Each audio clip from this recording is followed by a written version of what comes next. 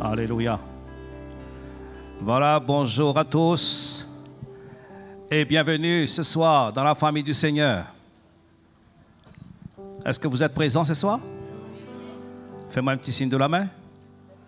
Alléluia. Quelle joie de se retrouver ensemble. C'est vraiment un plaisir d'être ensemble dans la famille de Dieu. En tout cas, nous vous accueillons tous.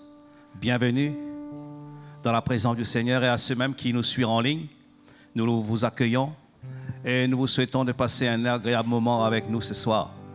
Espérons que le Seigneur va rencontrer aussi vos besoins, qu'il va aussi vous parler, comme il va aussi nous parler, nous, ce soir qui sommes ici dans cette salle. Alléluia. Sans plus tarder, je vous invite à vous mettre debout. Et ensemble, nous allons commencer notre soirée. Alléluia. Allons nous incliner un moment et que Dieu nous donne vraiment un cœur bien disposé. Un cœur qui puisse entendre son cœur et sa voix. Alléluia. Merci Jésus. Seigneur, nous sommes heureux ce soir de nous retrouver ici dans ce lieu. La grâce que tu nous as accordée. La grâce, Seigneur, que tu nous as accordée, Seigneur, d'être là. On aurait pu être ailleurs. Mais tu l'as voulu ainsi que nous soyons là dans ta présence, avec ton peuple, avec ta famille, lequel que tu nous as donné. Et ce soir, dans ce moment, nous voulons nous réjouir dans ta présence. Et en espérant dans ta grâce, sachant que tu es notre Dieu et que tu es grand, Seigneur, que tu veux vraiment nous parler. Et nous te prions que tu te révèles à nous ce soir. Tu parles à notre cœur, tu changes ce qui a besoin d'être changé en nous, Seigneur. Tu viens renverser nos plans, nos raisonnements, et que tu ramènes nos cœurs à se soumettre à ton plan et à ta volonté. Merci pour ces instants lesquels que tu nous donnes, Seigneur, sous le ministère du Saint-Esprit, et que ton Esprit va vraiment, Seigneur, se manifester au milieu de nous, et que nos cœurs seront libérés, et que nous puissions t'adorer et te glorifier. Merci, Seigneur, pour ce moment lequel que tu nous donnes. À toi seul soit la gloire, Jésus. Alléluia. Allons adorer Jésus ce soir. Allons l'exalter de tout notre cœur. Alléluia. Offrons au Seigneur notre reconnaissance. Son amour dure à jamais. Car il est grand, il est au-dessus de tout. Son amour dure à jamais.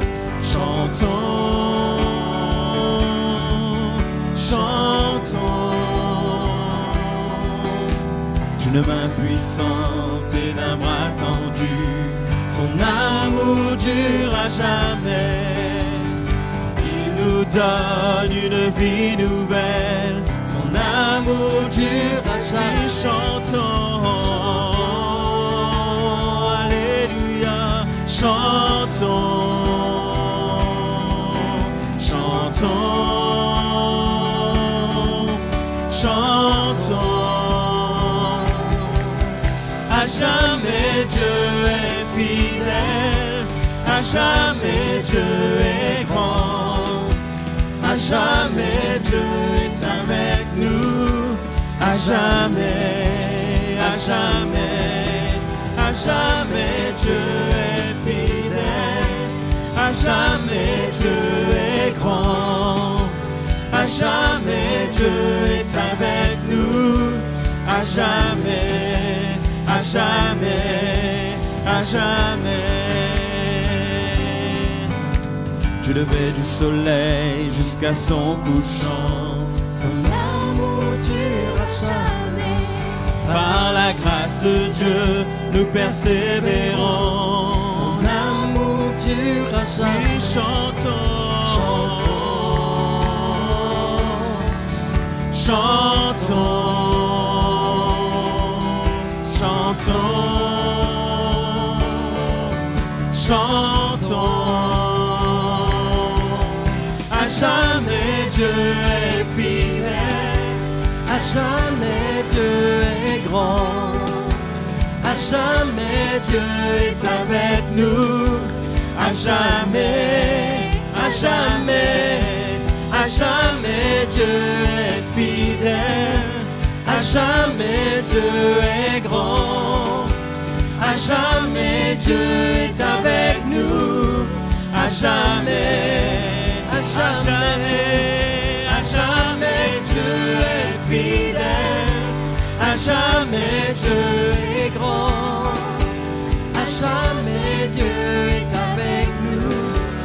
à jamais, à jamais, à jamais, à jamais, à jamais, à jamais, à jamais. Alléluia, on peut acclamer Seigneur.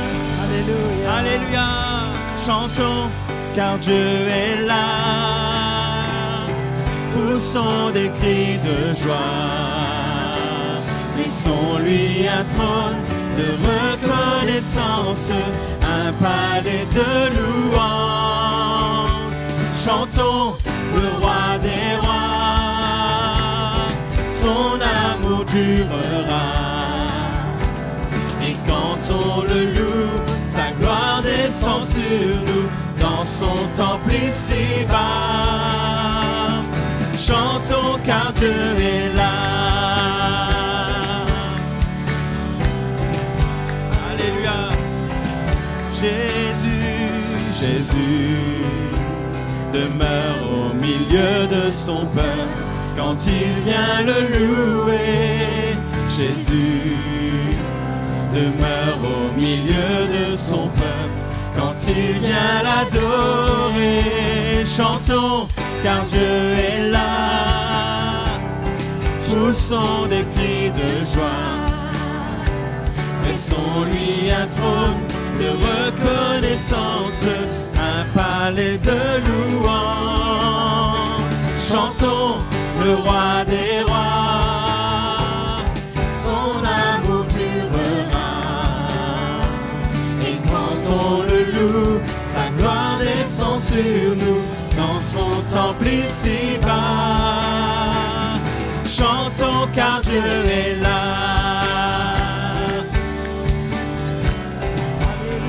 Nous sommes tous assemblés.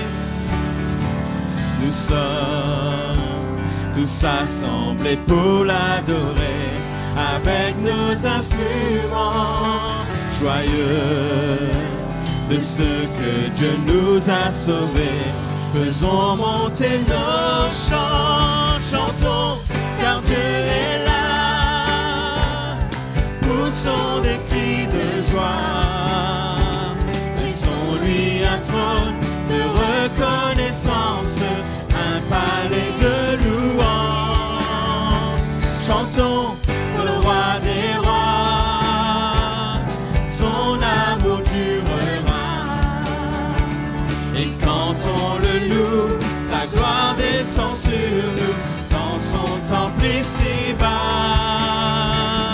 Chantons car Dieu est là.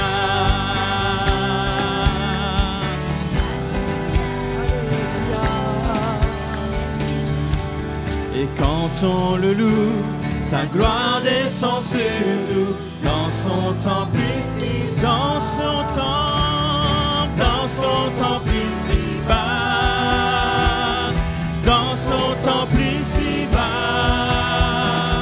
Chantons car Dieu est là.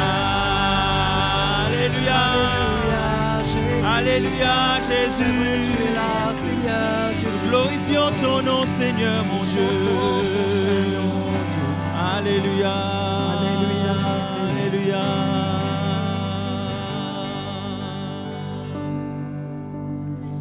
Nous venons pour t'adorer, Seigneur Jésus. Nous venons pour glorifier ton nom. Proclamer que tu es le roi des rois, que tu es le Seigneur des seigneurs, ô Jésus. Nous t'adorons, nous t'exaltons, car il n'y a personne,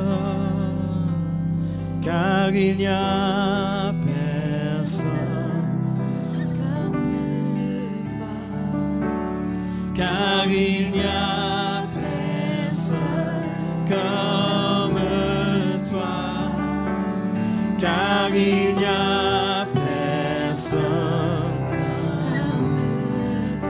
tu es le roi, car il n'y a personne, Seigneur, car il n'y a Personne comme toi, car il n'y a personne comme toi, car il n'y a personne comme toi. Tu es le roi. Oui, levons nos mains vers lui, adorons-le de tous nos cœurs. Nous t'adorons, Seigneur. Nous t'adorons, Seigneur. Nous t'adorons, Seigneur. Tu es le roi. Ton nom est si merveilleux, car ton nom est si merveilleux. Oh, alléluia, car ton nom est si merveilleux, car ton nom est si merveilleux. Tu es le roi. Alléluia, oui, nous venons t'adorer, Seigneur. Nous t'adorons, Seigneur. Nous t'adorons, Seigneur. Nous t'adorons, Seigneur.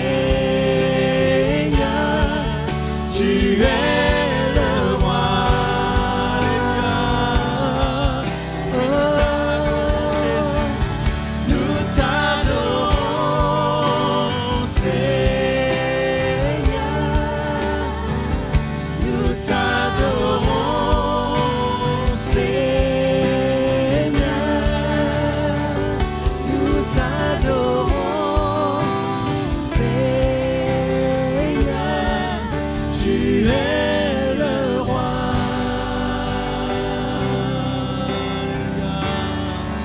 Adorons-le, il est le roi des rois. Oh Jésus, tu es le Seigneur des seigneurs. Tu es le roi. Nous t'adorons ce soir.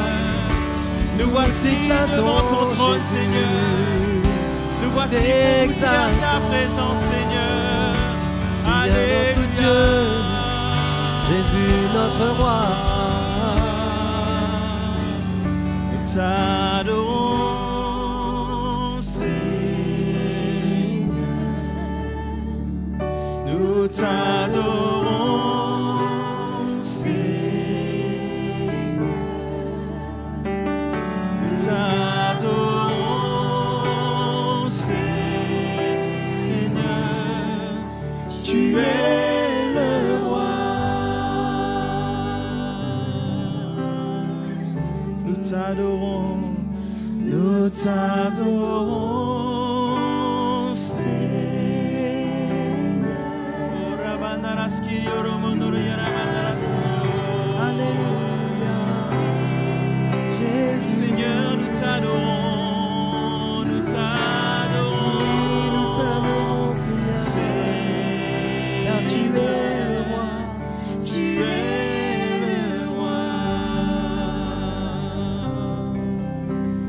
Oui, Seigneur, alléluia. Tu es Oui, nous t'exaltons, Seigneur. Tu es le roi, Seigneur. Rafraîchis-nous dans ta présence, oh T'adorons Seigneur. ce soir. Que nos cœurs débordent de reconnaissance envers toi, Jésus. Oui, nous t'adorons, T'élevons, Seigneur. Alléluia.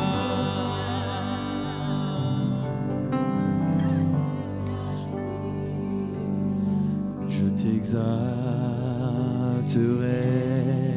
Seigneur, parmi toutes les nations. Je célébrerai, je chanterai ta gloire.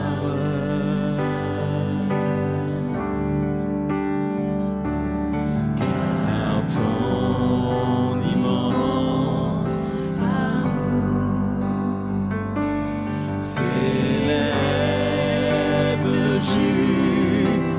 connu ta fidélité jusqu'aux cieux. Alléluia. Seigneur, élève-toi au-dessus des cieux, que ta gloire remplisse l'univers. Seigneur, élève-toi, Seigneur, élève-toi au-dessus des cieux, que ta gloire remplisse l'univers. Oui, nous t'exaltons, Seigneur Jésus.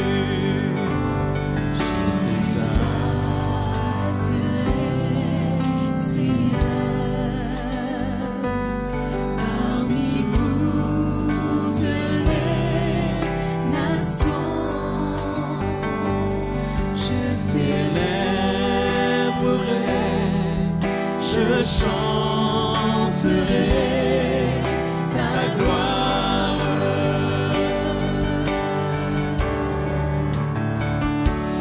Car ton immense amour s'élève jusqu'aux nues. Ta fidélité jusqu'aux cieux. Alléluia. Seigneur, Seigneur, élève-toi au-dessus des cieux, que ta gloire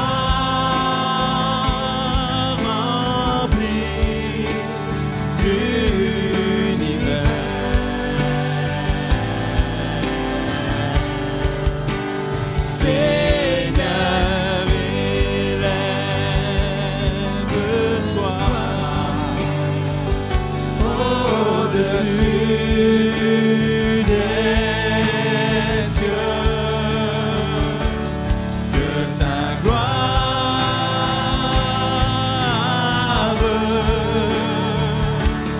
que ta gloire,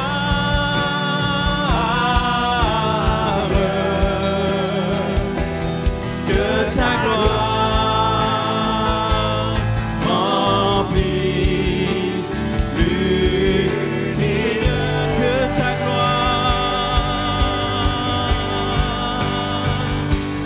que ta gloire,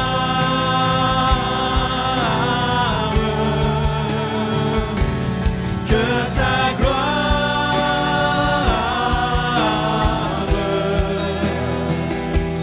que ta gloire remplisse l'univers. Alléluia. Gloire à toi, Jésus. Gloire à ton nom. Oui, que ta gloire remplisse l'univers. Le temps vient, Seigneur. Il n'y aura plus de traces de ténèbres dans l'univers. Mais ta gloire remplira toutes choses. Et nous serons avec toi pour toujours. Nous te bénissons pour cela. Tu nous as mis à part. Tu nous as sanctifiés. Tu nous as sauvés. Tu nous as donné la vie éternelle pour que nous passions l'éternité à te contempler, à te glorifier. Oui, Seigneur, te remercions de tout notre cœur. Merci de te révéler à nous.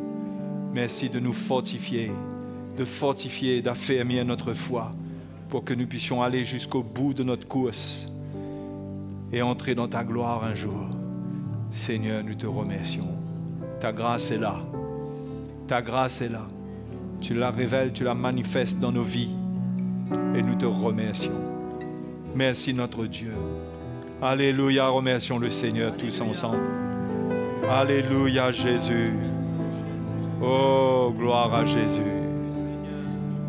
Oh, merci Seigneur. Merci Seigneur. Alléluia. Amen. Bonsoir tous les frères et sœurs. Quelle grâce de se tenir dans la présence du Seigneur.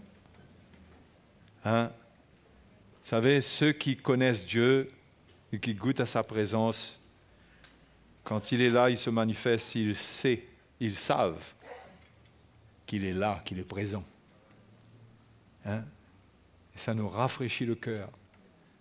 Donc, nous accueillons tous, si nous avons des amis qui nous visitent ce soir pour la première fois, on veut vous accueillir, juste lever votre main là où vous êtes. Oui, bienvenue. Alléluia, que le Seigneur vous bénisse ce soir. Est-ce qu'il y a quelqu'un d'autre? Eh bien, gloire à Dieu. Ce soir, j'ai envie de vous encourager, à vous tous et à tous nos frères et sœurs qui vont nous écouter, que nous voulons considérer leur venue sur le web, qu'au moins Internet serve à quelque chose de bien. C'est que l'Évangile peut être entendu jusqu'au bout de la terre, d'ici jusqu'au bout de la terre. Hein? Alléluia. Et j'ai envie de vous encourager concernant la foi. Concernant la foi. Parce que dans ces derniers temps, il faudra avoir la foi. Pas une petite foi de croyant, mais une foi ferme, une foi solide. Hein? Une foi que l'Évangile, par le Saint-Esprit, transmet à notre cœur, de manière à passer les difficultés, les séductions, tout ce qui nous attend dans ces derniers temps en sécurité.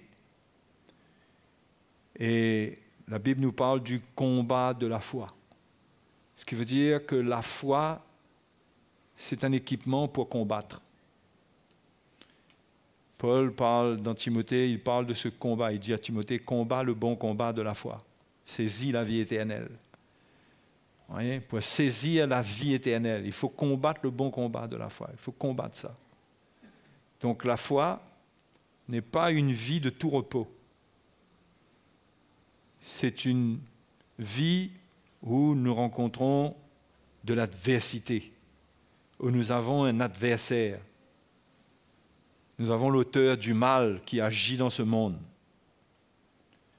Et notre victoire, l'apôtre Jean l'a dit dans son épître, la victoire qui triomphe du monde, c'est la foi. Sans la foi, on ne pourra pas grand-chose. Et il ne faut pas demeurer avec une foi qui est une croyance.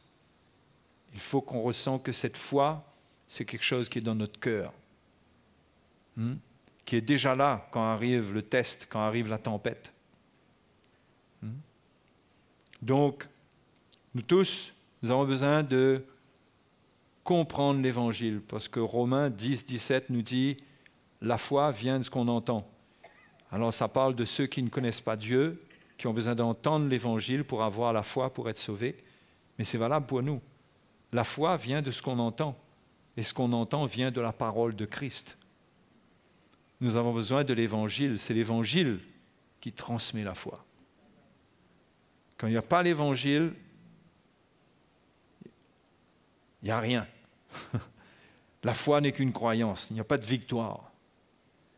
Donc, il nous faut nous assurer que nous cherchons, nous comprenons la vie de la foi. Hein? Et il y a des épisodes dans l'Évangile où Jésus parle, où il nous est montré comment les disciples, comment est-ce qu'ils ont eu la foi? Sur quelle base? On va faire une lecture. Luc, allons dans Luc avant, chapitre 5.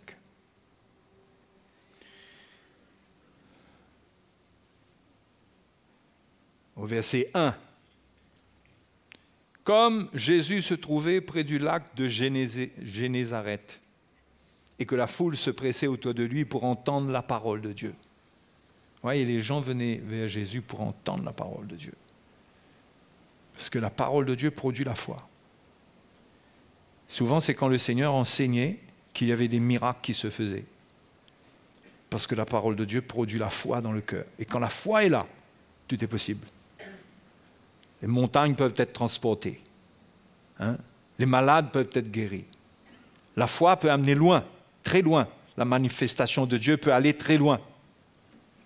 Au verset 2, il est dit, il vit au bord du lac 2 barques, d'où les pêcheurs étaient descendus pour laver leurs filets. Il monta dans l'une de ces barques qui était à Simon, et il le pria de s'éloigner un peu de terre. Puis il s'assit et de la barque, il enseignait la foule. Lorsqu'il eut cessé de parler, il dit à Simon, « Avance en pleine eau et jetez vos filets pour pêcher. » Simon lui répondit, « Maître, nous avons travaillé toute la nuit sans rien prendre. Mais sur ta parole, je jetterai le filet. » Là, il avait écouté la parole de Dieu. Il avait ressenti quelque chose de spécial dans la parole de Dieu. Ce n'était pas la parole ordinaire des hommes, des scribes, des pharisiens de l'époque. L'évangile de Matthieu nous dit qu'il enseignait comme ayant autorité et non comme les scribes et les pharisiens. La foule était frappée de la doctrine du Seigneur. Donc la parole de Dieu communiquait quelque chose au cœur des gens qui l'entendaient. Et le Seigneur a enseigné, il a parlé, il a fait entendre la parole de Dieu avant de faire le miracle que l'on va voir. Et quand Pierre était bien imprégné de l'effet de la parole de Dieu, son cœur était chaud pour obéir. Parce que c'est une question d'obéissance quand on a la foi. Le Seigneur lui a dit, jetez vos filets pour pêcher. Et il a dit, Maître, nous avons travaillé toute la nuit sans rien prendre, mais sur ta parole, je jetterai le filet. Sur ta parole. Vous voyez sur quoi il s'appuie? Et comment nous avons besoin de la parole de Dieu dans ces derniers temps? Ils ont travaillé toute la nuit. Et ils n'ont rien pêché. Parce que ça, c'est le résultat des efforts de l'homme. Mais Dieu, quand il nous accompagne, il est prêt à faire des miracles pour nous. Mais nous avons besoin de nous nourrir de la parole de Dieu pour entretenir une relation de foi avec le Seigneur. Sinon, nous serons dans une relation d'incrédulité. Nous croirons en Dieu, nous croirons dans le Seigneur, mais nous n'aurons pas foi dans ce qu'il peut faire, dans ce qu'il veut faire et dans ce qu'il peut faire. Parce que quand on est enseigné, on comprend ce qu'il veut faire et cela nous prépare pour ce qu'il peut faire. Tout cela vient de la communication de l'Évangile qui nous transmet la foi. Et Pierre, il était dans la foi là. Dans la foi en Christ, en Jésus et en sa parole. Tu dis, jetez vos filets, Seigneur, Maître, nous allons obéir. L'ayant jeté, il prit une grande quantité de poissons et le filet se rompait. Vous voyez ce qui peut se passer quand on nourrit notre cœur de la parole de Dieu? On peut avoir des directives du Seigneur. La parole de Dieu même peut nous parler de manière à ce que la foi se réveille dans notre cœur. Et là où on dirait qu'il n'y a pas de solution, où on a fait tous les efforts, on a fait tout ce qu'il fallait faire. Ils avaient travaillé toute la nuit. Vous ne pouvez pas travailler plus que ça en mer. Mais la parole de Dieu, même qu'ils étaient fatigués après une nuit, la parole de Dieu a suscité la foi dans le cœur de Pierre. Et ils étaient prêts à obéir là. La foi, quand elle est là, elle suscite l'obéissance à la parole de Dieu. La foi, ce n'est pas simplement croire, dire qu'on croit. On va s'attendre au Seigneur. Mais où est la parole de Dieu? Où est le support de la parole de Dieu là, dans ton cœur? Sinon, tu vas essayer de croire dans ta tête, mais il faut une réalité de la parole de Dieu pour arriver à croire de manière à voir le miracle. C'est pourquoi ceux qui négligent la parole de Dieu, ils n'ont qu'une croyance. Ils ont une foi, mais dans laquelle il n'y a pas de force, il n'y a pas de teneur, il n'y a pas de stabilité, il n'y a pas de persévérance. Et à la première épreuve, ils craquent. Mais la foi nous tient quand la parole de Dieu construit ce pont. Quand la parole de Dieu, on dirait qu'il y a des moments, maintenant, il y a des moments où on passe des chemins où il n'y a pas de solution. C'est comme si on est dans la mer, pour arriver à l'autre bout, il faudrait un pont, mais il n'y a pas de pont. Tout est cassé. Le seul pont là, c'est l'Évangile. Sur la parole de Dieu, on peut agir. Là où il n'y a rien, là où c'est impossible. Et il faut la rechercher, cette parole de Dieu, dans notre vie. Parce qu'il y aura des moments où on dirait que tous les chemins se ferment, on dirait que tous les ponts qu'on a bâtis nous-mêmes, qui nous permettaient de vivre normalement, s'écroulent. Ça peut être comme ça dans nos relations, ça peut être comme ça dans notre foyer, ça peut être comme ça entre les parents et les enfants, ça peut être comme ça dans le couple. On dirait que le pont a été cassé, mais il reste la parole de Dieu. Il reste la parole de Dieu, la parole de Christ. Si on croit en elle, elle peut faire des miracles. Et même qu'on a travaillé comme Pierre et les pêcheurs et ses amis, toute la nuit, tout le temps, depuis longtemps on travaille, on s'est usé, et on n'a rien pris. Mais là, sur la parole de Dieu, parce que le Seigneur dit, j'agis sur sa parole. Le miracle est là pour moi. Le miracle est là. Si la foi vient, le miracle est là. C'est le temps pour nous de chercher là où c'est impossible, là où on dirait que c'est sans solution, c'est fini, mais on cherche la parole de Dieu pour croire. Donc Pierre, là, il a dit, sur ta parole, je jetterai le filet. Et ils ont eu une pêche miraculeuse. Leur filet ne pouvait pas contenir la quantité de poissons qui était présente. Vous réalisez? Ils sont passés à 0 poisson, à des centaines de poissons, et leur embarcation était trop petite, et les filets trop faibles. Qu'est-ce que Dieu ne va pas faire au milieu de nous, pour nous, si nous gardons la foi, si nous recherchons la foi? Parce que Paul dit à Timothée, recherche la foi. C'est quelque chose qu'il faut rechercher. Ce n'est pas quelque chose qu'il faut voir comme acquis, parce qu'on croit dans le Seigneur, mais croire dans sa parole, quand il nous dit. Là, il a dit à Pierre,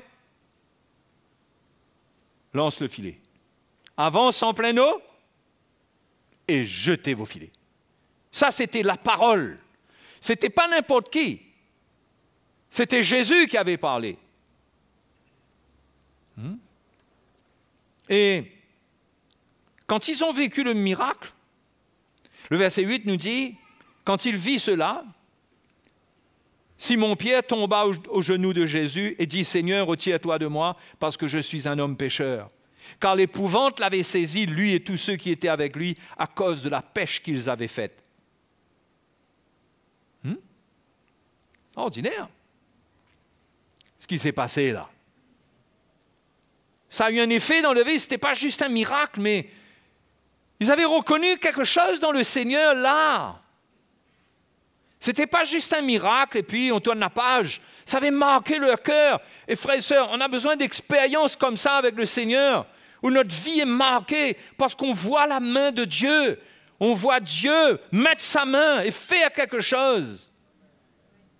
Mais la Bible nous dit dans Jacques que celui qui demande et qui doute, qu'il ne s'imagine pas qu'il recevra quelque chose du Seigneur. Vous voyez, il faut édifier notre foi pour ne pas douter. Il faut l'édifier. Et ailleurs, dans l'évangile de Matthieu, on voit un autre épisode qui est extraordinaire. Cet épisode, Matthieu chapitre 14, où Jésus va obliger les disciples à monter dans la barque et à partir sur le lac, et que lui, il va aller prier.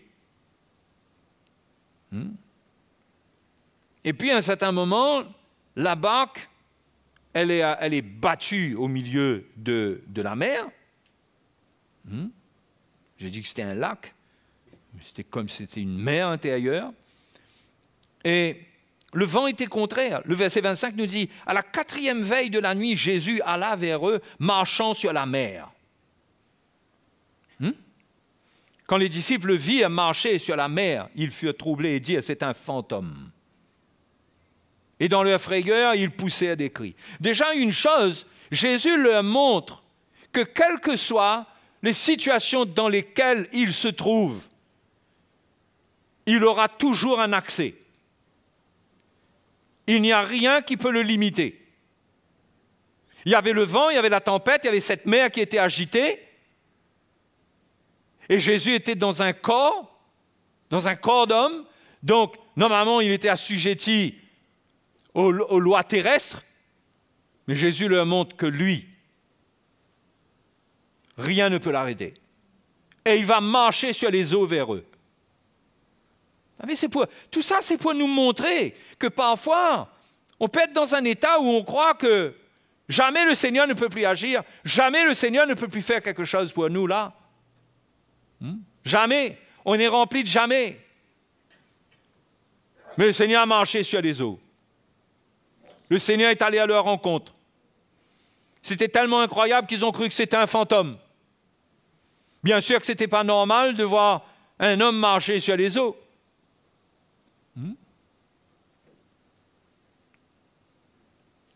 Jésus leur dit aussitôt au verset 27, « Rassurez-vous, c'est moi, n'ayez pas peur. » Et regardez ce que Pierre lui répond. « Seigneur, si c'est toi, ordonne que j'aille vers toi sur les eaux. » Donc, qu'est-ce qu'il cherche là, Pierre? Il cherche une parole qui sort de la bouche du Seigneur. Il dit « ordonne ». Il a besoin de la parole de Dieu là, parce qu'il veut venir vers le Seigneur. « Ordonne que j'aille vers toi sur les eaux. » Et le Seigneur dit « viens ». Un mot. Un mot que le Seigneur lui dit, c'était suffisant. Il n'y avait pas besoin de 2 mots. Un mot. Viens. Et c'était suffisant pour Pierre. Il voulait recevoir un ordre du Seigneur. Il voulait la parole de Dieu. Il dit ordonne.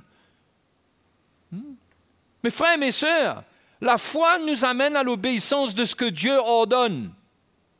Ce n'est pas simplement pour vivre des miracles comme ça, mais aussi se soumettre à ce que Dieu ordonne dans sa parole.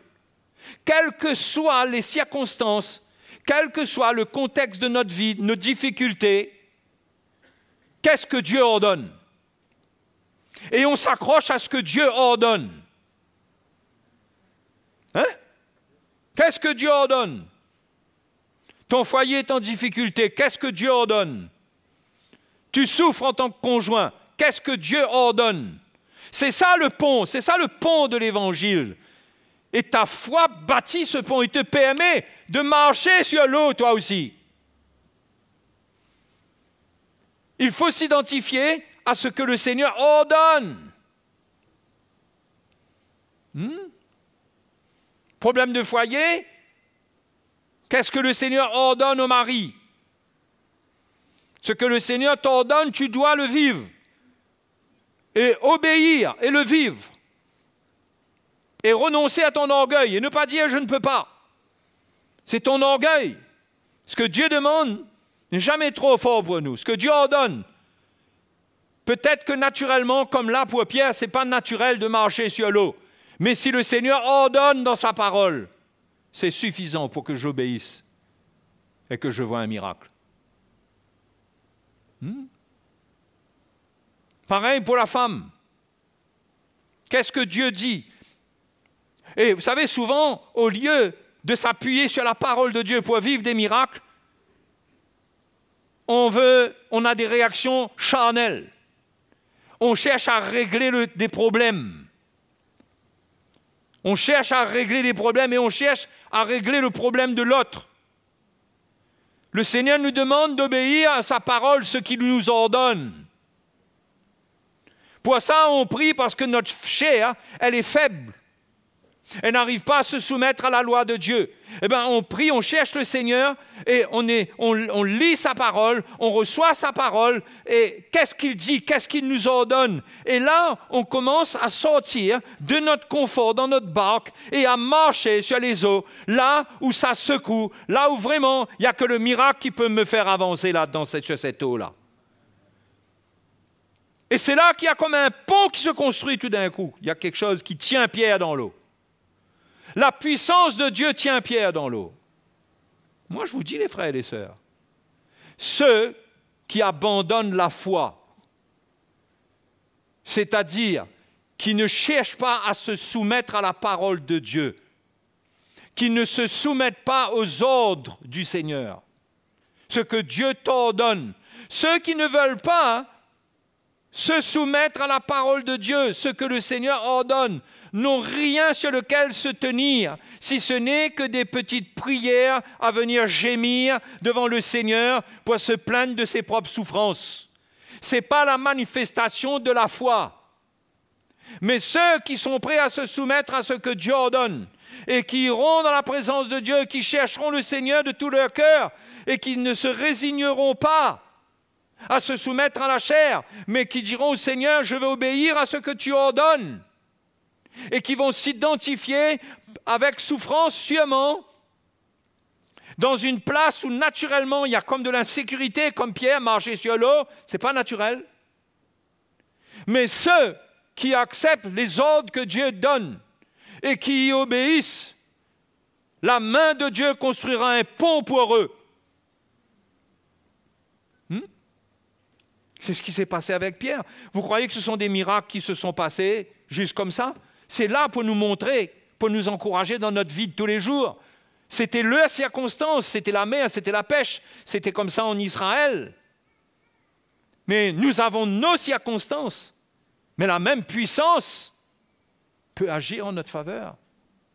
Sur la base de la même parole, la parole du Seigneur. Et Jésus lui dit, viens. Pierre sortit de la barque et marcha sur les eaux pour aller vers Jésus. Mais voyant que le vent était fort, il ne faut pas croire que parce que tu commences à marcher sur les eaux qu'il n'y aura plus de vent. Le vent ne va pas se calmer comme ça. Il y en a qui disent, oui, mais moi j'ai commencé à faire un effort, j'ai commencé à vouloir, mais le vent est toujours fort. Et alors?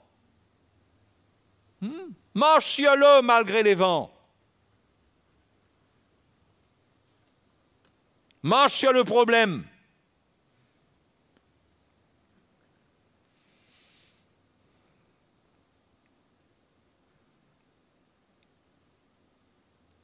Mais voyant que le vent était fort, il eut peur. Et comme il commençait à enfoncer, il s'écria, « Seigneur, sauve-moi !» Ah! Aussitôt Jésus étendit la main, le saisit et lui dit, « Homme de peu de foi, pourquoi as-tu douté ?» Et ils montèrent dans la barque et le vent cessa. Voyez, il y a un moment où le Seigneur fait cesser le vent. Et parfois, on est poussé à bout. Mais Dieu est avec nous, le Seigneur nous regarde, le Seigneur veut nous faire une expérience de la foi, où nous arrivons dans certains extrêmes, mais pourtant nous persistons dans notre foi, dans la prière, nous crions au Seigneur, et il y a un moment où le vent cesse. Le vent cesse.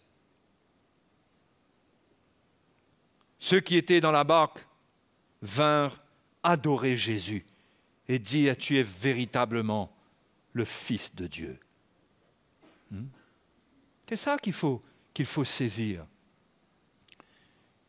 L'autorité que le Seigneur a. Mes frères et mes sœurs, le Seigneur, il a une autorité infinie. Il a toute autorité. Et lorsqu'il parle, il n'y a rien qui résiste à l'autorité de sa parole. Et lorsque nous croyons en sa parole, nous rendons sa parole vivante et vraie pour nous. Parce qu'aujourd'hui, Jésus ne va pas venir nous parler comme ça, même si le Saint-Esprit peut nous parler. Il y a des choses que Dieu peut nous dire. Mais aujourd'hui, on doit chercher la parole du Seigneur, la révélation de sa parole, faire confiance au ministère de l'Esprit et chercher la révélation de sa parole dans notre cœur, avoir soif d'elle pour qu'elle nous donne de quoi bâtir un pont pour aller vers le miracle du Seigneur. Hein? Il faut cette parole.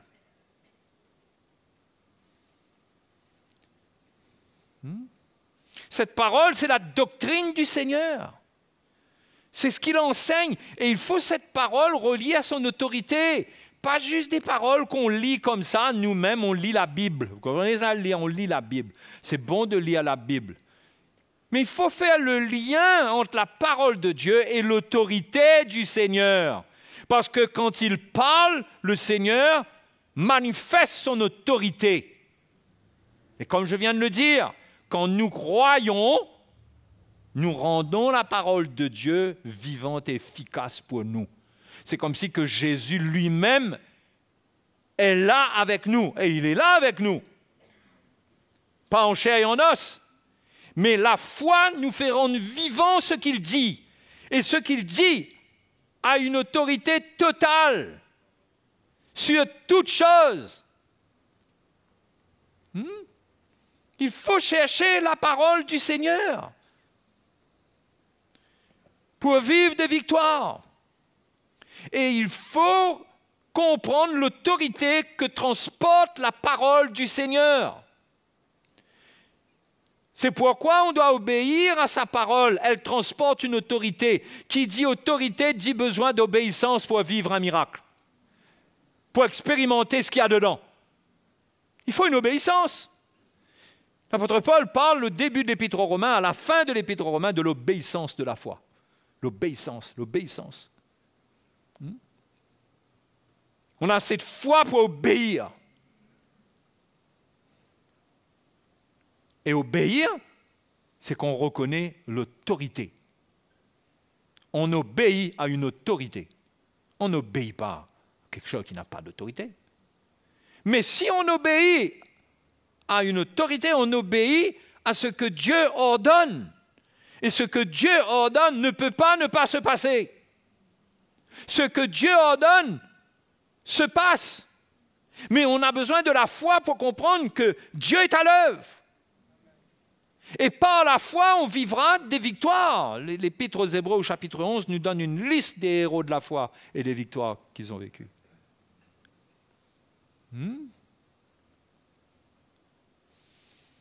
Ils viennent, Seigneur, tu es véritablement le Fils de Dieu. Ben ouais. Et c'est de cela que Jésus voulait marquer leur vie. C'est qu'ils sachent avant qu'ils partent qu'il est le Fils de Dieu. Et la plus grande démonstration, ça va être sa résurrection d'entre les morts. Sa résurrection d'entre les morts. Regardez ce que Matthieu nous dit au chapitre 8 encore. Cet homme, dans l'évangile de Matthieu, après le sermon sur la montagne, le Seigneur a commencé à faire des miracles. Attends, écoute, un petit coup là, mon frère. Matthieu, on n'a plus les yeux qu'il faut. Hein. Matthieu, chapitre 5. Après avoir guéri le lépreux, il y aura un miracle. Et regardez ce qui se passe. Comme Jésus est entré dans Capernaum. Matthieu 8, 5, vous y êtes? Comme Jésus entrait dans Capernaum, un centenier l'aborda, le priant, disant « Seigneur, mon serviteur est couché à la maison, atteint de paralysie et souffrant beaucoup. » Jésus lui dit « J'irai et je le guérirai. » Donc le Seigneur a compassion de lui et lui dit « J'irai et je le guérirai. » Mais il ne se contente pas de ça, lui. Il a une foi pour plus que cela. Il n'y a pas besoin que le Seigneur se dérange. Il n'y a pas besoin que le Seigneur se déplace. Le centenier répondit, « Seigneur, je ne suis pas digne que tu entres sous mon doigt, mais dis seulement un mot et mon serviteur sera guéri. » Vous voyez, lui aussi là. Et ça, ce n'était pas un homme qui marchait avec le Seigneur, ça. Peut-être qu'il a entendu parler de ce que Jésus fait, peut-être que, je ne sais pas, c'était dans une circonstance où Dieu lui a fait grâce aussi de ressentir l'autorité que transportait le Seigneur. Il dit, mais dis seulement un mot. Quand moi qui suis soumis à des supérieurs, j'ai des soldats sous mes ordres et je dis à l'un, va, un mot, et il va. Et à l'autre, viens, un mot, et il vient. Et à mon serviteur, fais cela, et il le fait. Après l'avoir entendu, Jésus fit dans l'étonnement et il dit à ceux qui le suivaient, « Je vous le dis en vérité, même en Israël, je n'ai pas trouvé une aussi grande foi. » Pourquoi une grande foi? Parce que cet homme avait foi dans l'autorité que transportait le Fils de Dieu, le Seigneur. Il comprenait que ce n'était pas juste un faiseur de miracles, c'était le Fils de Dieu. C'était Dieu lui-même qui lui rendait visite, qui était là. Une parole de sa part suffisait pour changer tout.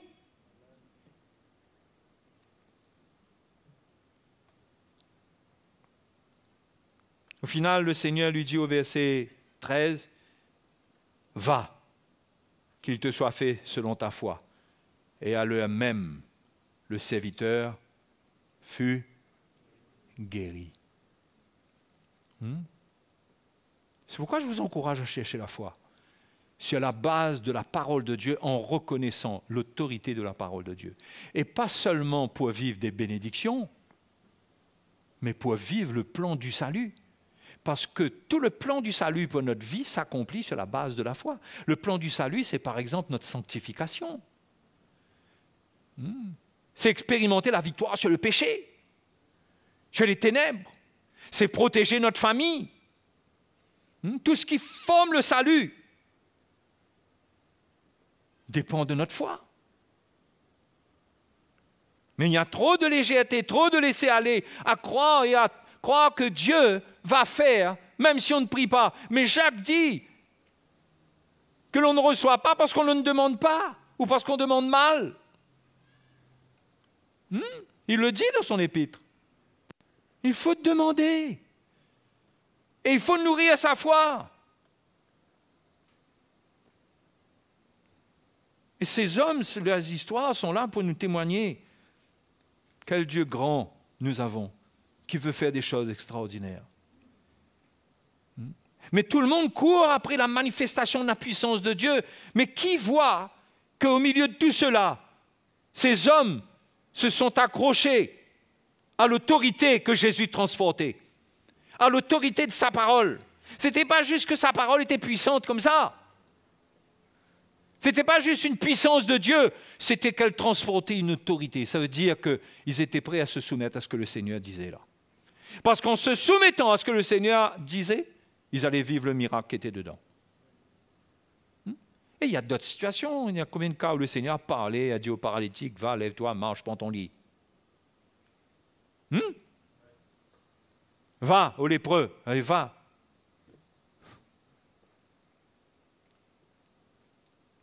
Il y a une question d'autorité. Et nous, on veut la puissance de Dieu pour les grandes bénédictions. Mais qui veut se soumettre à l'autorité de la parole de Dieu dans notre vie même? Regardez ce que Jésus dit concernant l'autorité qu'il a reçue à la fin de l'évangile de Matthieu, au chapitre 28. Verset 16. Les 11 disciples allaient en Galilée, sur la montagne que Jésus leur avait désignée. Quand ils le virent, ils l'adorèrent. Mais regardez, mais quelques-uns eurent des doutes. C'est quand même extraordinaire. Qu'ils ont le Seigneur, ils savaient qu'il était mort. Ils le savaient bien, certains l'avaient constaté. Thomas n'était pas là quand Jésus est venu se présenter parmi les 11. Mais là, il est dit, quelques-uns eurent des doutes. C'est incroyable, hein? Pourtant, Jésus est ressuscité devant eux. Voyez comment c'est facile de perdre la foi. Hein? La foi, c'est quelque chose que c'est facile de perdre la foi. Jésus s'étant approché, leur parla ainsi, pour vaincre le doute quant à ce qui allait se passer ensuite. Il dit, « Tout pouvoir m'a été donné dans le ciel et sur la terre. » Tout pouvoir. C'est ça qu'il faut saisir. Le pouvoir du Seigneur, c'est-à-dire l'autorité. Un autre mot qui serait plus juste, c'est « Toute autorité m'a été donnée dans le ciel et sur la terre. » C'est ça notre Seigneur. C'est lui qui nous a sauvés, qui nous a appelés à la communion avec lui. C'est lui qui nous a laissé cet évangile dans lequel il y a toutes sortes de miracles, où il a montré, en tant que Fils de Dieu qui a tout pouvoir, toute autorité, ce qu'il peut faire. Mais il n'agit pas avec les incrédules. Il demande qu'il y ait la foi. Tout pouvoir m'a été donné dans le ciel et sur la terre. Allez, faites de toutes les nations des disciples, les baptisant au nom du Père, du Fils et du Saint-Esprit. Et enseignez-leur à observer tout ce que je vous ai prescrit. Et voici, je suis avec vous tous les jours jusqu'à la fin du monde. Vous voyez, les disciples devaient avoir la foi pour aller faire l'œuvre de Dieu. Et le Seigneur leur montre qu'il est avec eux, mais qu'il a toute autorité, que c'est lui qui les envoie. C'est par sa parole qu'il les envoie. Et dans Marc chapitre 16, Marc nous montre même comment le Seigneur promet des miracles qui vont se passer quand ils vont aller annoncer l'évangile, chasser des démons, guérir des malades en leur imposant les mains, saisir des serpents, boire des breuvages mortels sans que cela ne leur fasse rien, etc. Il y aura des miracles, les miracles qui accompagneront, Marc nous dit, ceux qui auront cru. Cru. Donc le Seigneur a une autorité. Quel genre d'autorité? Il a toute autorité.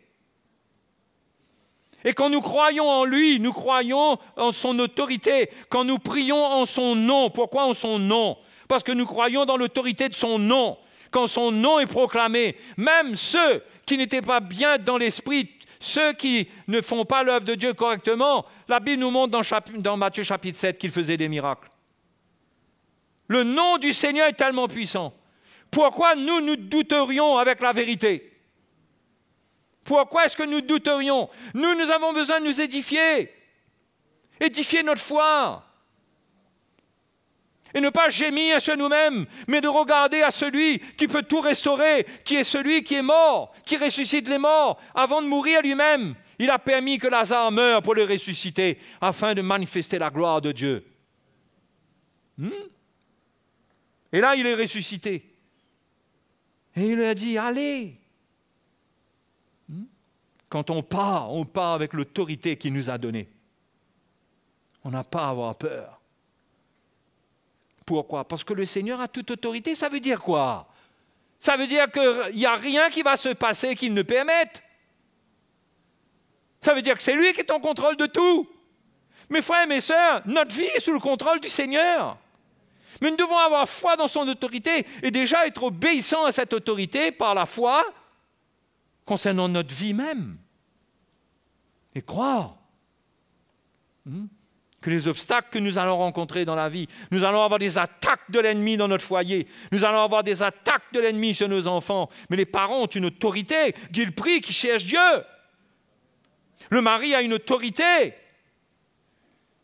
Il faut la foi. L'autorité s'exerce Dans la foi. Dans la foi, quand il y a la foi, l'autorité qui existe dans l'esprit, elle se manifeste. Quand quelqu'un obéit au Seigneur, il va annoncer l'Évangile. Il le fait au nom du Seigneur Jésus. S'il le fait au nom du Seigneur Jésus, il n'a pas besoin qu'un pasteur vienne prier pour le malade. Il peut prier pour le malade lui-même.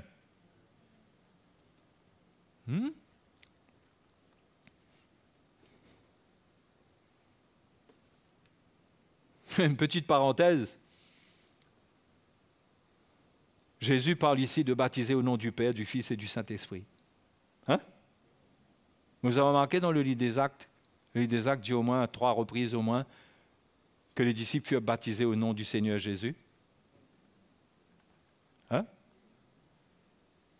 Et beaucoup se demandent, se posent la question, on baptise au nom du Seigneur Jésus ou au nom du Père, du Fils et du Saint-Esprit?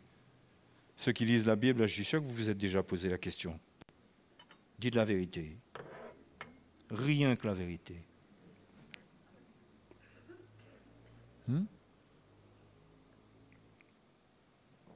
Premièrement, qui a plus d'autorité? Le Seigneur quand il dit quelque chose ou bien ce que les apôtres ont dit après? On a déjà vu qui a toute autorité. C'est le Seigneur, vous êtes d'accord? Est-ce que les apôtres ont contredit le Seigneur? Non, on comprend mal. Parce que Jésus a toute autorité, il dit, allez, baptisez-les. Donc, en son nom, on va baptiser des gens. C'est-à-dire, sous couvert de son autorité, parce que c'est lui qui a demandé cela, on va baptiser les gens. Mais quand on les baptise au nom du Père, du Fils et du Saint-Esprit. Qui a compris? Donc, quand le livre des Actes dit qu'ils allaient baptiser au nom du Seigneur Jésus, parce qu'au nom du Seigneur Jésus, ils ont été baptisés, c'est-à-dire par l'autorité que le Seigneur avait donnée, qu'ils prennent ce baptême au lieu du baptême de Jean, par cette autorité, il les baptisait, mais quand il est baptisé au nom du Père, du Fils et du Saint-Esprit. Parce que Jésus avait dit que c'est comme ça qu'il faut faire. Mais il le faisait en son nom, est-ce que vous comprenez? C'est une parenthèse, mais ça amène une petite lumière, non? Au moins, vous saurez répondre maintenant, il n'y aura plus de confusion. Hein? Mais en parlant de baptême, quand le Seigneur dit « allez, baptisez-les », ça veut dire qu'un chrétien qui obéit, il veut s'engager, il obéit à la parole de Dieu. Son baptême, c'est quelque chose, son baptême. C'est basé sur une obéissance à ce que Jésus a dit, et il veut s'engager, il engage sa vie. Là, il est sous l'autorité de tout ce que le Seigneur a établi dans sa mort et sa résurrection. Il est sous l'autorité du Seigneur. Ce qui veut dire que là, le péché ne peut plus dominer sur lui. Parce que le péché ne domine pas sur le Seigneur. Le Seigneur a toute autorité. Ce qui veut dire qu'il doit être patient, il doit persévérer, il doit se repentir. S'il y a des choses qui le fatiguent, il doit persévérer, se relever. Il n'y a pas de condamnation pour ceux qui sont en Jésus-Christ, parce que l'autorité du Seigneur a parlé et s'est manifestée pour dire qu'il n'y a pas de condamnation. C'est lui qui dit ça. Ce n'est pas seulement l'apôtre Paul. Pas de condamnation. Mais si vous n'êtes pas dans la foi, vous prenez la condamnation quand vous êtes tenté, quand vous avez des moments difficiles ou quand vous faillissez. Donc, quand quelqu'un prend son baptême, il se place pleinement sous l'autorité du Seigneur, de sa parole, du message de la croix. Et les frères et les sœurs, quand vous écoutez le message de la croix et que vous acceptez l'autorité de ce message pour prendre votre croix, vous êtes sous l'autorité du Seigneur qui, lui, a le pouvoir de faire mourir ce qui est charnel en vous et de faire vivre ce qui existe en lui, en vous. Ce qui existe en lui, en vous. Mais qu'est-ce qui amène ça? C'est la foi. C'est la foi. On ne peut pas se laisser intimider par des tentations, par certaines faiblesses. On doit se réveiller dans la foi et savoir que je suis sous l'autorité du Seigneur. Il ne me condamne pas. Si quelque chose ne va pas, je me repens. Mais il ne me condamne pas. C'est pourquoi Dieu nous retire sous l'autorité de la loi. Il ne peut pas y avoir deux autorités sur notre vie. Il ne peut pas y avoir la loi et le Seigneur. Parce que la loi exerce une autorité dans laquelle il n'y a pas de grâce. L'autorité de la loi, c'est la condamnation. L'autorité du Seigneur, c'est la grâce, c'est l'amour, c'est pardonner. Hein? C'est pourquoi le Seigneur ne permet pas le légalisme. Paul a combattu le légalisme toute sa vie. Parce que la loi place l'Église sous une autre autorité. Et elle amène la condamnation et elle possède un ministère de mort. Elle détruit. Mais nous ne sommes pas sous le ministère de la loi. Alléluia. Nous sommes sous le ministère de la grâce, sous le ministère du Seigneur, sous l'autorité de sa parole. Mais il faut, mes frères et mes sœurs, avoir la foi. Vous devez avoir un amen de foi. Si vous n'arrivez pas à dire amen, ça veut dire que vous n'avez pas la foi. Quand on a la foi, on dit amen, on est d'accord avec, on s'accroche à ça. C'est comme on dit au Seigneur, une parole. Oui, Seigneur, dis une parole. Eh bien, notre réaction dans la foi, nous, c'est oui, amen, oui. Vous comprenez? On est vivant, on ouvre notre cœur et on saisit ce que Dieu nous donne. Cette femme qui est allée vers le Seigneur, qui était atteinte d'une perte de sang depuis 12 ans, elle a frayé un chemin dans la foule. Elle est allée arracher sa guérison sur la robe du Seigneur. Elle a fait son chemin et elle a touché la robe du Seigneur. Et elle a été guérie instantanément. Voyez la foi, ce que ça fait? Le Seigneur ne savait même pas qui avait été guéri par lui, là. Mais il a senti qu'une force était sortie de lui. Ah, vous voyez, il y a une réalité. Il y a quelque chose dans le Seigneur qui est réel, qui se manifeste, mais qui s'obtient quand la foi est en action. Ça, c'était l'époque où Jésus était dans la chair, il ne savait pas qui l'avait touché. Aujourd'hui, le Seigneur sait, hein? C'est tout. C'est tout. Et le Seigneur finit ces paroles-là en disant « Je suis avec vous tous les jours jusqu'à la fin du monde ». Tous les jours jusqu'à la fin du monde, on est sous le regard de Dieu. Restons dans la communion avec le Seigneur. Nourrissons-nous de sa parole. Cherchons les paroles qui nous édifient. Mettons notre vie sous l'autorité de ce puissant message de la croix. Ce message de la croix détient toute l'autorité divine pour transformer un homme de gloire en gloire. C'est ce message. D'autres messages amènent la foi dans certaines bénédictions. Et parfois, c'est des choses fausses, c'est des fausses doctrines. Le message de la croix, l'évangile de Christ, transmet la foi pour des miracles en nous-mêmes. En nous-mêmes, être changés, être libérés. Hein? Alléluia.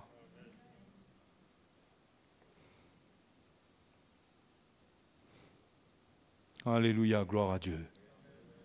Soyez dans la foi, cherchez la foi, mes frères et sœurs. Ne vivez pas une vie en dilettante. Ne vivez pas une petite vie cool. Cherchez la foi. Soyez prêts au combat. La trompette peut sonner à n'importe quel moment. Vous pouvez être mobilisé pour un combat. N'attendez pas. N'attendez pas que ça arrive. Fortifiez-vous. Soyez prêts au combat. Parce que vous allez être appelé au combat de la foi dans des situations où vous aurez besoin de la parole de Dieu, de son autorité. Vous aurez besoin d'avoir la révélation de l'autorité de la parole de Dieu. Vous croyez quoi? Je termine sur un point. Allons dans Jacques, chapitre 5. Jacques, chapitre 5. L'autorité du Seigneur.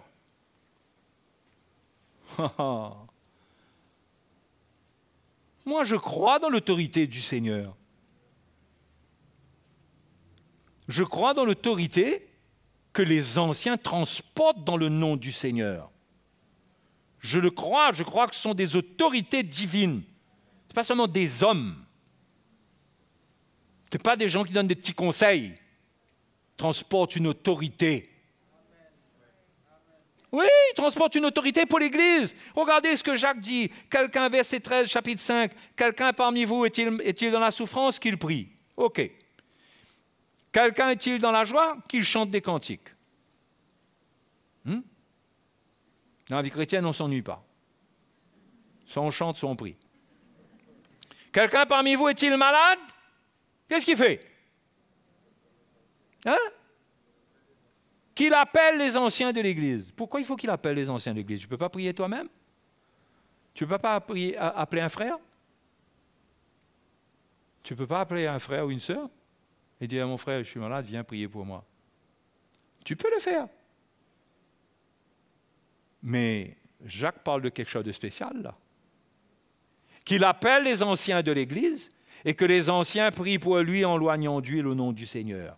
La prière de la foi sauvera le malade et le Seigneur le relèvera. Et s'il a commis des péchés, il lui sera pardonné. Confessez donc vos péchés les uns aux autres et priez les uns pour les autres afin que vous soyez guéris. La prière agissante du juste a une grande efficacité. Quand l'autorité de l'Église intervient, ça va plus loin qu'une petite bénédiction, qu'une petite guérison. C'est une restauration de votre vie quand vous vous mettez sous l'autorité de Dieu. Donc il y a le nom du Seigneur, il y a la parole du Seigneur, et ça c'est la parole du Seigneur, mais il y a l'autorité de Dieu représentée par ceux que Dieu établit. Et Jacques dit, quelqu'un est-il malade? Qu'il appelle les anciens. Faut-il encore avoir des anciens? Faut-il encore se soumettre à des serviteurs de Dieu qui portent l'Évangile, qui amènent la parole de Dieu, qui transportent l'autorité de Dieu, pas de serviteurs qui parlent de leur propre ventre, de leur propre fond, mais qui amènent l'autorité de la parole de Dieu. Et Dieu les a établis pour que, quand il prie pour celui qui est malade, qui appelle, il a la foi. C'est pourquoi il appelle.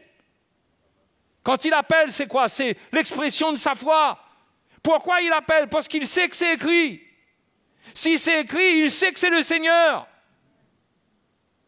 Et comme il sait que c'est le Seigneur et que cela concerne l'autorité du Seigneur, mais quelle chose extraordinaire que ce verset-là soit là. Quelle chose extraordinaire. Mais je vais appeler. Je suis fini. Et le mot malade ici, ce n'est pas seulement malade physiquement. Le mot grec pour le deuxième endroit où ça parle de malade, c'est le mot kamno qui parle d'être écrasé. Celui qui est écrasé, peut-être que le péché l'a écrasé. C'est pourquoi il est dit après, confessez donc vos péchés les uns les autres, priez les uns pour les autres afin que vous soyez guéris. Peut-être qu'il a passé un chemin, il a souffert, il n'a pas réussi à prendre sa croix, il y a eu trop de pression, il y a eu trop de tension, son cœur s'est gâté. Il a besoin de dire, les frères, venez à mon secours. Je suis malade, je suis écrasé, je ne suis pas bien, je ne me relève pas. Il peut même être affecté physiquement. Mais sans cela, être malade et savoir que ça, c'est écrit. Ah, bien sûr, si tout le monde commence à nous appeler pour un mal de tête, mais si ça persiste depuis plusieurs jours, onction d'huile. Onction d'huile. Avec la prière de la foi. Mais combien vivent de la parole de Dieu et se mettent sous l'autorité de Dieu et agissent selon la parole de Dieu pour avoir le miracle de Dieu, s'attendent au miracle de Dieu. Combien? Soit on est ignorant de la parole de Dieu, ou bien on la connaît, mais pour nous, c'est écrit. Mais quoi? Mais c'est écrit parce que c'est la parole de Dieu. C'est pour nous, pour qu'on s'attende au Seigneur. Est-ce que ça veut dire que là, tous les gens qui sont malades, on va faire l'onction d'huile, etc. Et tout d'un coup, tout va toujours bien se passer? Pas absolument. Mais on peut s'attendre au Seigneur à vivre de grandes choses. On peut s'attendre à voir la main du Seigneur. Donc, c'est le moment d'exercer sa foi par rapport à la parole de Dieu. La parole de Dieu, elle a une autorité, cette parole. Qu'est-ce que Dieu dit? Qu'est-ce que je dois faire de ma vie? Dans telle circonstance, qu'est-ce que Dieu attend de moi? Où est son autorité? Quelle est l'autorité qui me protège? Quelle est l'autorité vers laquelle je dois me tourner? Si je parle de personnes qui transportent l'autorité. Mais quelle est la parole de Dieu qui contient l'autorité pour m'encourager? J'ai besoin de connaître la parole de Dieu. Mais mes frères et mes sœurs, cette vie oisive, loin de la Bible, loin de la parole de Dieu, il faut méditer la parole de Dieu. Moi, quand je médite même quelques versets de la parole de Dieu, Ça m'encourage. Et je fais confiance que le Seigneur m'éclaire. On ne peut pas vivre loin de la parole de Dieu et être là avec nos situations. C'est comme si que là, on a besoin d'un miracle, mais le Seigneur nous dit, avance en plein eau. On n'a pas envie d'avancer. Seigneur, avancer pourquoi? Toute la nuit, on a travaillé. Vous comprenez? Toute la nuit, on a travaillé, Seigneur. Non, ne me raconte pas ça, mon frère. Ça fait longtemps que j'ai demandé, j'ai essayé, etc. On n'a pas la foi, on est incrédule, on est mort.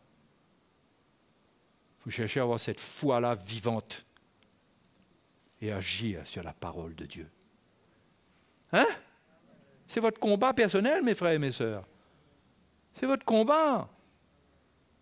Il ne faut pas croire que c'est le combat des pasteurs, des anciens, de tout faire, de tout amener dans votre vie. Vous avez un combat, vous avez une responsabilité, vous avez une victoire à prendre. Vous devez édifier votre foi. Vous devez soumettre votre vie à l'autorité du Seigneur, à sa parole. Et dans l'Église, aux anciens de l'Église, oui. Et l'Église se soumet elle-même au ministère, comme c'est écrit dans Actes chapitre 20, que les anciens allaient soumettre leur vie. Ils étaient soumis à l'apôtre Paul.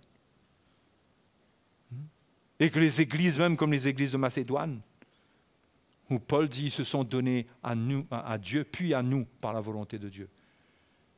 Les chrétiens, un chrétien, c'est quelqu'un qui doit chercher à être couvert par l'autorité de Dieu. Ça, c'est agréable au Seigneur quand on respecte l'autorité. Et c'est tellement important que même les autorités du monde qui ne sont pas dans le Seigneur doivent être respectées. Mais le respect, l'attitude, la soumission, payer mes impôts, tout ce que je peux faire qui est normal, qui est juste, oui.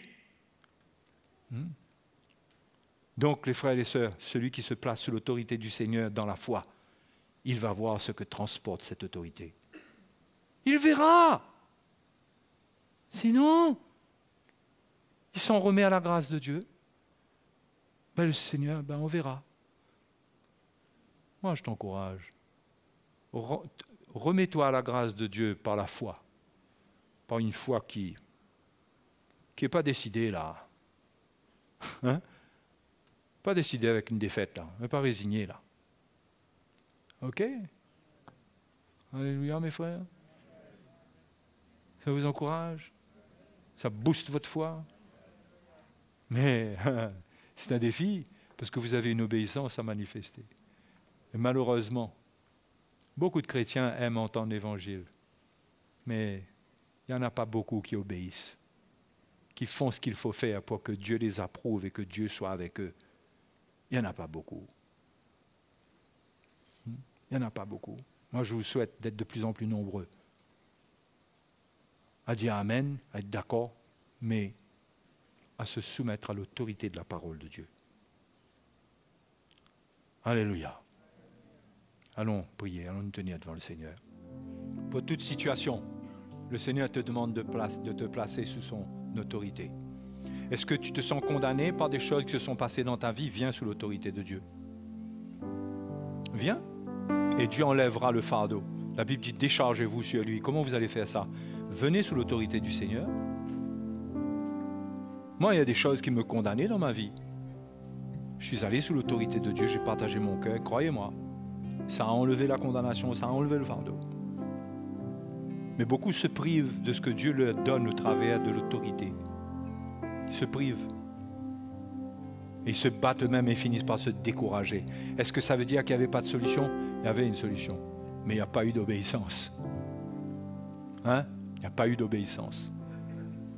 S'il y a quelque chose qui mine ta vie, tu n'es pas obligé de supporter cette souffrance. Le Seigneur te donne les moyens. La Bible dit confessez vos péchés les uns aux autres. Le Seigneur te donne le moyen de te libérer. Viens partager ton cœur pour être libéré du fardeau, pour avoir la lumière, pour entendre une parole, une seule parole qui te rend libre dans l'esprit, qui te rend libre. Hein? Jusqu'à quand, mes frères et sœurs, vous allez vous battre dans votre propre force à faire les choses à votre manière? Jusqu'à quand? Hein? C'est le tourment, je vous dis, moi, c'est le tourment. Parce que c'est en dehors de l'autorité de Dieu. Il faut venir sous l'autorité du Seigneur et obéir à ce que Dieu me demande. Alléluia. Hein? Gloire à Jésus, gloire à Jésus. Il est vivant, le Seigneur est vivant. Hein? Il est vivant et nous sommes vivants avec lui. Et nous sommes dans la communion avec lui. Et quand nous lisons sa parole, nous sommes en communion avec lui. Et l'Esprit de Dieu peut nous parler, nous donner une parole, nous donner une lumière, susciter la foi en nous pour qu'on reste calme, qu'on attende du Seigneur ce qu'il va faire.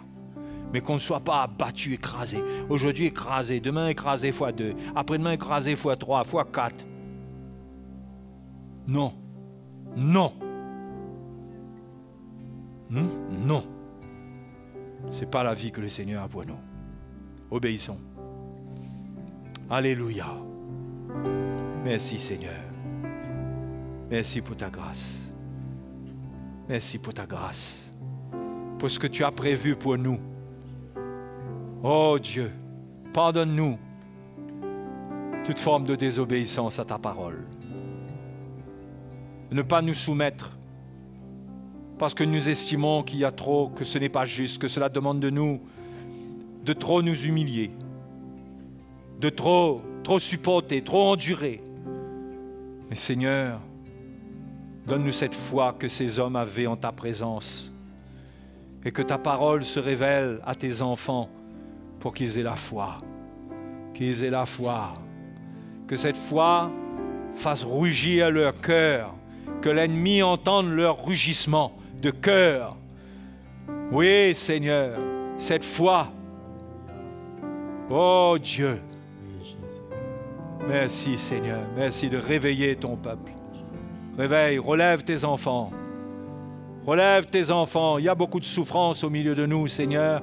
Il y a beaucoup de défis qui sont là, que tu peux aimer, qui sont là, parce que tu veux qu'on grandisse dans la foi, qu'on relève le défi. Seigneur, que les frères et les sœurs se saisissent de ta parole ce soir pour répondre aux défis. Je prie au nom de Jésus. Oh, merci Seigneur. Merci pour ta grâce. Merci pour ta grâce. Alléluia. Alléluia. Merci Seigneur. Gloire à ton nom, gloire à ton nom. Alléluia. Oh, merci Seigneur. Il est bon le Seigneur.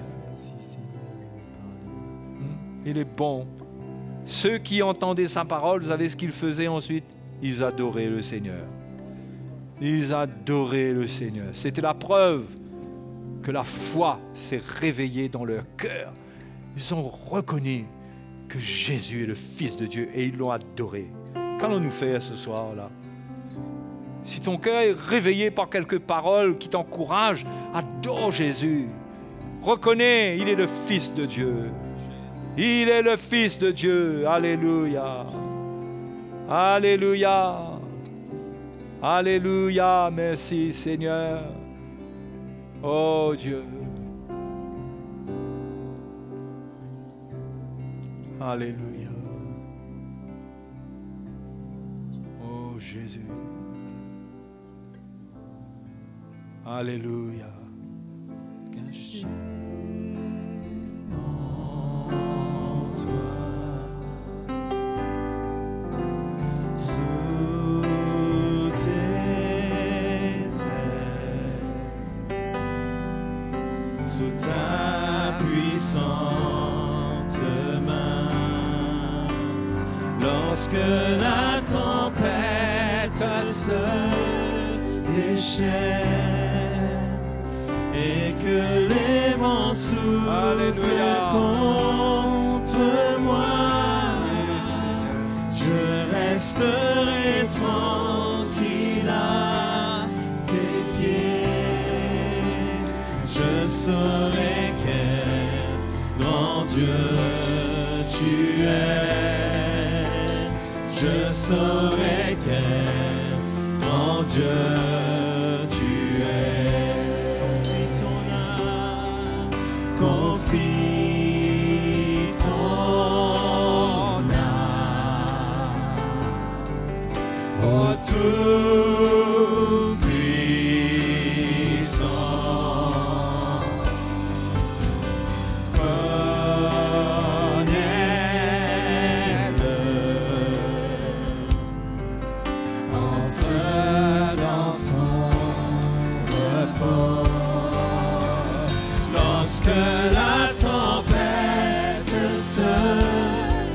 déchets